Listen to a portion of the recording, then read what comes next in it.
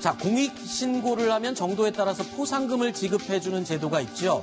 이 때문에 공익신고 파파라치, 그런 파파라치를 양성하는 학원들까지 등장했다는 소식은 이미 오래전부터 유명했습니다. 그런데 자, 이 공익신고를 대행해주는 스마트폰 어플리케이션까지 등장했다고 합니다. 자, 어떤 어플리케이션입니까, 이동현 차장? 예, 쓰레기를 무단 투기하거나 그다음에 교통법규를 위반하는 차량을 발견했을 때는 증거 사진을 촬영해서 해당 기관에 신고하는 그런 제도들이 있죠. 네. 그렇게 되면 포상금을 받고요.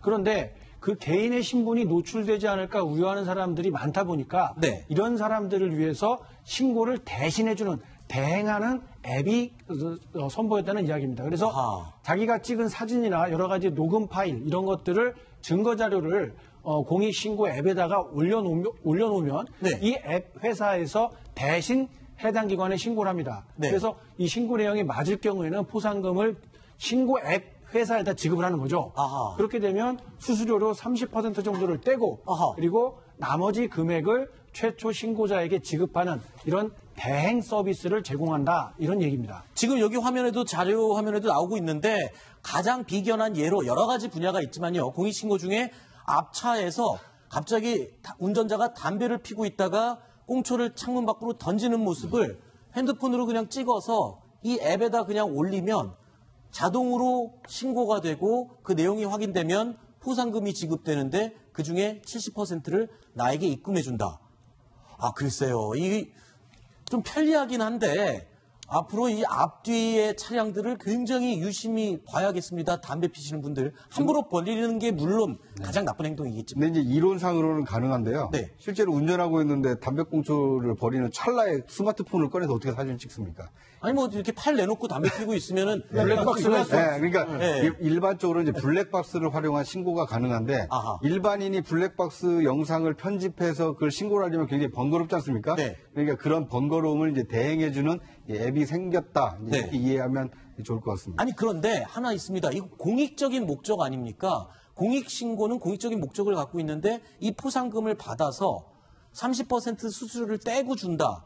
그럼 이 공익적인 목적의 제도를 상업적으로 자기 이윤 추구에 이용하는 거 아닌가요? 이 업체는? 근데 그럼에도 불구하고 저는 의미가 있다라고 보는 그래요? 게 왜 그러냐면 다른 거 이런 것도 있지만 우리 보이스피싱 같은 거 하면 네. 보복이 두려워서 신고를 못하는 경우들도 있습니다. 네. 실제로 뭐 폐기물을 버린다거나 이런 경우에도 누가 뒤에 있었지를 알게 되면 네. 왜냐면 블랙박스 쌍방향으로 찍힙니다 요즘에. 그러니까 내가 버리는 걸 뒤에서 버렸구나 또 찾아볼 수도 있는 거거든요. 네. 근데 그런 거를 중간에 이 앱을 만드는 운영회사가 다 대일인 짊어주기 때문에 신고하는 입장에서는 어떤 마음에 부담 없이 신변에 부담 없이 네. 신고를 할 수 있다는 점이 좀 의미가 있다고 봅니다. 그래서요, 저희 뉴스탑10 팀이 이 어플리케이션, 공익신고 어플리케이션을 만드는 이 업체와 전화통화를 했습니다. 그래서, 야, 이 공익제도를 가지고 수익을 쫓는 것, 이거에 대해서 어떻게 생각하냐 입장을 물었더니 이런 답이 돌아왔습니다. 들어보시죠.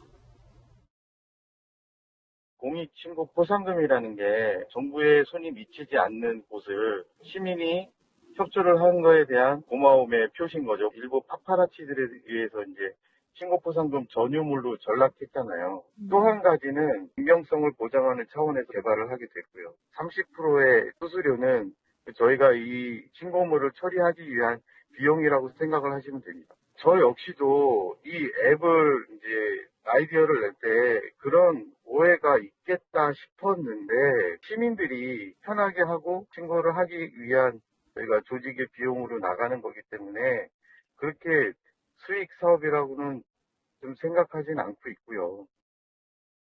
자, 그러니까 이 공익적인 신고할 수 있는 것들이 굉장히 종류가 다양하네요. 차 창밖으로 던지는 꽁초, 무단 쓰레기 투기, 보이스피싱, 또 뭐가 있나요, 대표적으로? 그러니까 뭐 불법적으로 예를 들어서 식품 같은 거를 잘못 원산지 표기를 잘못했다거나 이런 것도 저걸로 찍어서 저렇게 보내면 할 수 있는 게 한 1,100가지가 넘습니다.